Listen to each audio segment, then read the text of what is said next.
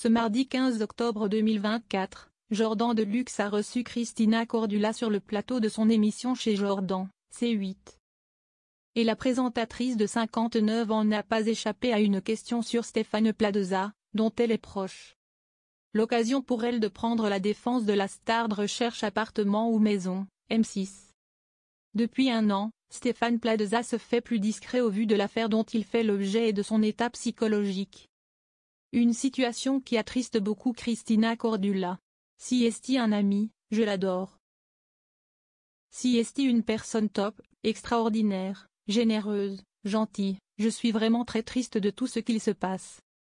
S'il ne va plus aux grosses têtes, si est parce que je pense qu'il n'a plus la tête à ça. Ça l'affecte beaucoup. Je trouve ça déplorable par rapport aux médias. Si est de l'harcèlement ce qui le vit. Laissez-le se défendre face à la justice, je pense que si est un persécuté. Ça doit être très dur psychologiquement de vivre ça, a-t-elle confié dans un premier temps. Christina Cordula a ensuite expliqué qu'elle ne l'avait pas revu depuis le 9 mai dernier.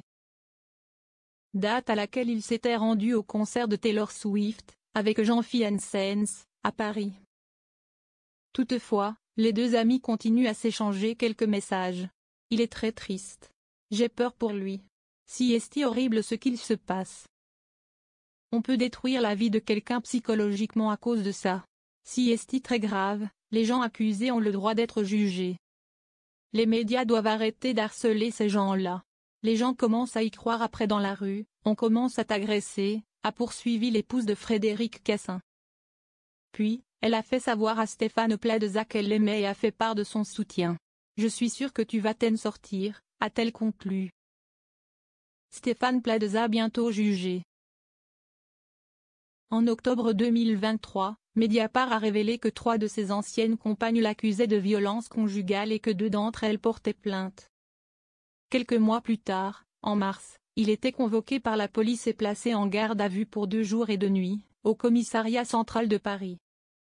Alors qu'il devait être jugé par le tribunal correctionnel de Paris le 28 août dernier, celui qui a toujours nié les faits dont il est accusé était absent au tribunal, certificat médical à l'appui.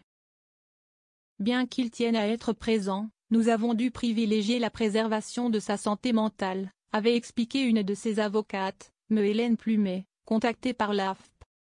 Selon elle, sa psychologue clinicienne lui a fortement déconseillé de se rendre au tribunal compte tenu du risque de décompensation psychologique lié à la pression médiatique et au harcèlement et tentative de chantage qu'il a subi récemment. Le procès a donc été reporté au 9 janvier 2025. Le tribunal a ordonné qu'il soit présent à l'audience de renvoi et a demandé une contre-expertise psychiatrique pour évaluer son état de santé. L'expert désigné par le tribunal devra rendre son rapport le 18 décembre.